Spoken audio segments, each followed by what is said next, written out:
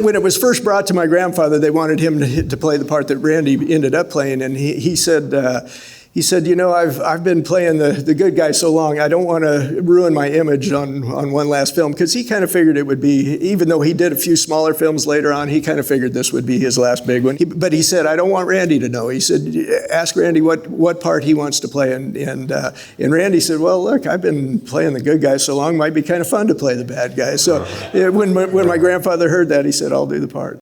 But miles apart when tempers blazed. You always fancied yourself faster than me. Draw, you damn tin horn!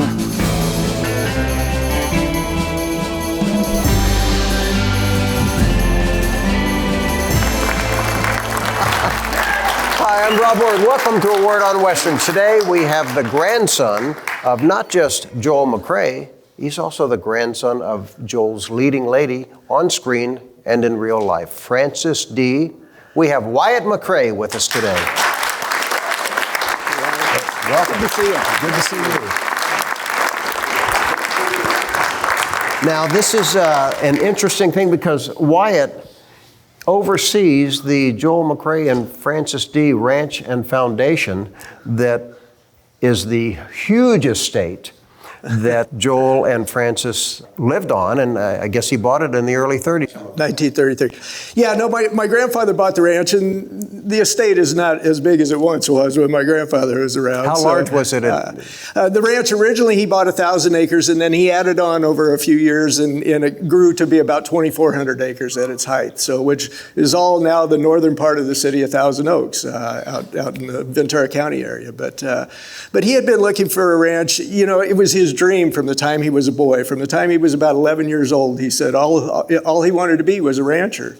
In college, his professor, he took drama because he needed some time to fill and needed some credits, and so he took a drama class, and his drama professor got him into a couple plays, and later on he said, you know, you have some talent. He said, if you want to be a rancher, that's fine. But he said, you ought to consider doing motion pictures because you could afford that ranch a lot sooner by making movies. But you know, after he'd had a little bit of success, he was looking for a ranch, and a friend of his that he had gone to school with, his dad worked at a bank, and this bank was about to foreclose on this ranch. And this friend of my grandfather's knew he'd been looking, so he said, hey, you might want to take a look at this ranch. And it happened to be out in Conejo Valley area, Thousand Oaks area, and which Thousand Oaks was not there in those days. But so my grandfather went out and took a look at it, and he just fell in love with it. I mean, it's got the coastal influence, but it's a great ranch, great soil. It was good for farming and cattle as well. And so he didn't have the money to buy it, but he told Will Rogers about it, and he and Will had become close. He had done two films with Will Rogers and as the juvenile lead, and Will said. He said, don't wait. He said, if you wait, you'll end up spending all your money. You'll buy a big convertible, drive up and down Hollywood Boulevard like all these other actors, just winking at the girls, and you won't have anything left in the end. So Will said, here, he said, go see this guy. And he wrote the name of a gentleman on the back of a business card, and my grandfather went to see this guy, and the next day my grandfather had the loan for the ranch. So he had enough saved up for the down payment, but he bought 1,000 acres and then later on added to it. So, you know, it's nice to have friends like that. Yeah, no, it always helps to have a Will Rogers, you know. It seemed like right out of the box he was a big star. One of the ones that I remember first seeing him that was a non-Western was The Most Dangerous Game. The Most Dangerous Game with Fay Wray, yeah. And they shot that on the set of a lot of the King Kong set. Sets. They shared the set, yeah. Marion Sue Cooper did both films, so that's how they ended up sharing the set. This world's divided into two kinds of people, the hunter and the hunted. And luckily, I'm a hunter. Nothing can ever change that.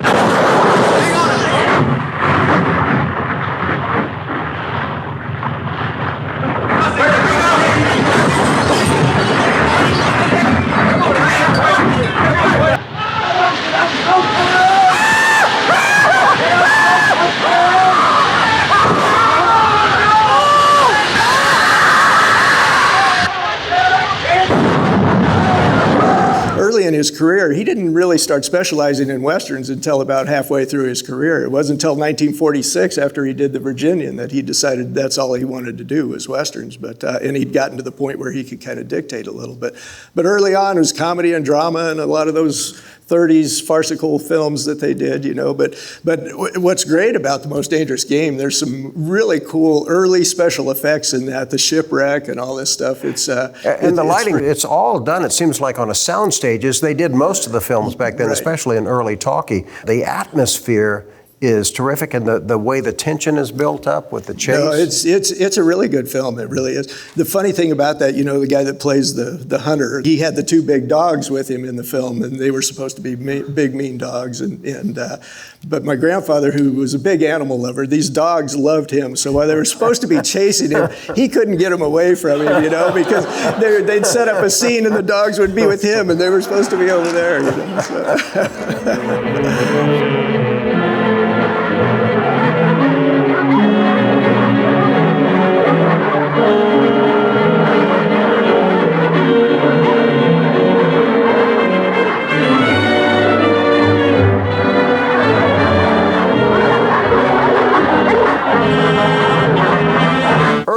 In his career, met Frances, your grandmother, in the Silver Cord in 1933. So yeah, they had actually met previous to that. They met at the beach. Actually, my grandmother was doing a photo shoot for swimsuits. They were doing that in the winter. My grandfather was down there playing beach volleyball, which was a favorite pastime of his if he wasn't working. And the photographer who was shooting the young ladies that day noticed him over there and asked them, "Do you girls want to go meet Joel McCrea?" And of course, they were all giddy about that and said sure. And he thought he was king of the jungle, taking pictures with all these young ladies. But that's when they first met, just kind of in passing. The next time they saw each other, they were on Sunset Boulevard, and they actually pulled up to a stoplight next to each other. And my grandfather had gotten up late that day. He said he had stubble growing, and my grandmother, who was only 5'4", and the big cars they had back then, she was barely above the side window. And he looked over and smiled at her, and he said she looked at him and just turned up her nose and drove off. And she thought he was full of himself, and he didn't know what to think about her. But then they got to know each other on the Silver Cord. Yeah. And they did the Silver Cord and One Man's Journey before they were married, and then did two films. It was a afterwards. whirlwind romance too, wasn't it? It was, yeah. She went back to Washington, D.C. to do a film called Keep 'Em Rolling, and with Walter Houston, actually. And while she was gone, he just said, he couldn't eat, he couldn't sleep. It was all he could think about was her. And so he called her up. She had a break, a 3-day break, and said she was going to go to New York City because she had always wanted to go to the city and never had been. And so he said, "I'm getting on a plane." So he got on a plane, and he hated to fly in those days, but he got on a plane and flew back there, and they borrowed a car from one of the RKO people, and they always said they wanted to find a little white chapel. Well, they drove up to Rye, New York, and found a little white chapel and got married that weekend. So wow, yeah. That's romantic. It was, yeah. And it lasted 57 years. He passed away on the morning of their 57th wedding anniversary. So yeah. They did a terrific film, Four Faces West, together. West, yeah. Charles Bickford is in that too. It's a great film. Why didn't they do more together? He was under contract or she was under contract. They were just going different directions. But I think Four Faces West, out of the four that they did together, and she gets credited for being in Come and Get It on occasion, but that's not. I don't count that as a film they did together because she was just a restaurant patron in the scene. But of the four they did together, I think Four Faces West. They had been married quite a while at that time, 12 years, and or 13 years, and I think it just their chemistry, their on-screen chemistry, the kisses and the affection, it was real, and you could tell it was real. It just really clicked for sure. Your grandfather was always real on screen, it seemed to me, and before he became known solely for Westerns. Right. Hitchcock used him, Foreign Correspondent. Yeah. At that time, it was Hitchcock wanted Gary Cooper. That's right. And the line, from what I understand, it was like, if you can't get Cooper, you get McCrea. That kind of became the running joke. Yeah, if you couldn't get Gary, you go for my granddad, which wasn't always the case. But there were a couple of films that ended up being the case. They couldn't get Cooper, so they got my grandfather to do it. But I think some of his best films were, the Preston Sturges films, Palm Beach Story and Sullivan's Travels. I mean, as far as non-westerns go, they were fantastic. He was great with light comedy. I mean, he loved it. Even in his westerns, there would be some humor. That's right. We showed a movie at the ranch the other night called Gunsight Ridge with Mark Stevens in it as well. And the only reason my grandfather took that role, because it's kind of a late 50s formula western, but it had some comedic parts to the dialogue, and it was something he hadn't seen for a while. So he latched onto that character just because he wanted to do that comedy again.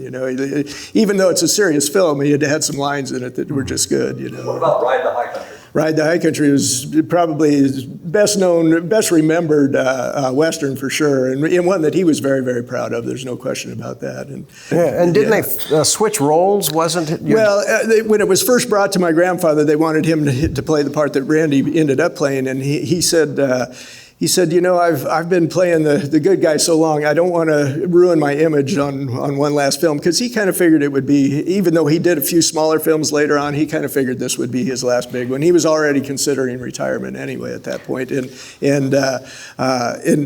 but he said, I don't want Randy to know. He said, ask Randy what part he wants to play, and Randy said, well, look, I've been playing the good guy so long, might be kind of fun to play the bad guy. So when my grandfather heard that, he said, I'll do the part. But miles apart when tempers blazed. You always fancied yourself faster than me. Draw, you damn tin horn! Well, that was Scott's last movie, and it's a classic. It holds up. A lot of people, L.Q. Jones being one of them, think that it's Peckinpah's best movie.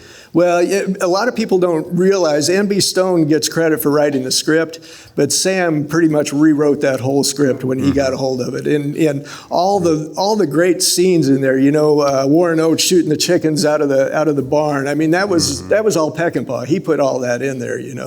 The Bible quotations around the dinner table, that was all Peckinpah. And there was talk of the screenplay actually being nominated for best screenplay that year for an Academy Award, and Peckinpah just said, if you do, I'll never work for you again, because he said he wrote it, but he got no credit for it. He didn't want N.B. Stone to get credit for his work, but yeah, and R.G. Armstrong is fantastic. Yeah, he sure is. Yeah, and of course, Mariette Hartley's first big film. And she said everybody frightened her. Yeah. No, it's funny because she was scared to go talk to my grandfather and Randy, to ask for advice or just to talk about their careers, and she kicks herself down. Well, that was her first film too, she was nervous too and wanted to do everything right. But gosh, she's wonderful in that. And the guy I've always wondered about, Ron Starr. He never did anything else, and nobody. I've tried to find him because he wasn't very good. Well, Peckinpah got the best out of him he could have, I thought. But it's just funny that he did one big film like that and never did anything else. And it was Randy's last film, but your grandfather did a couple of others, and his last movie, gosh, is Cry Blood Apache. Well, the last one is actually Mustang Country. Is actually the last one in 1976, which Robert Fuller and Patrick Wayne have small parts in as well, which was kind of a Disney film. He did as a favor to John Champion, who had done Laramie and a lot of those television shows. But Cry Blood Apache is probably, that was one that they sold under my grandfather's name. It was really my uncle's picture. It was really Jody's movie. And he used my grandfather for about 30 seconds in the beginning and about 10 seconds at the end. And it's probably the worst movie I've ever seen in my life. But it's billed as Joel McCrea and Cry Blood Apache, which, he was trying to help Jody. He wanted to help Jody. But, oh my gosh, it's one of those, kind of a typical 70s film. I mean, a lot of fast cuts, and zooms, and just it just makes you dizzy to watch it. It really does. So let's hear it for all of our guests and all of you today. Thank you. It's good.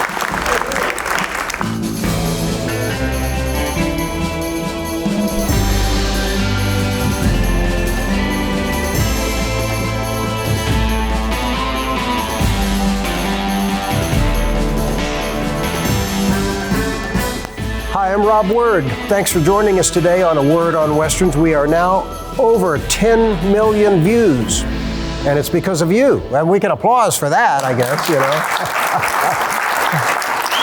Thanks for watching. Subscribe, share, and tell your friends, because we and you, we're all going to keep the Western history alive. Thanks.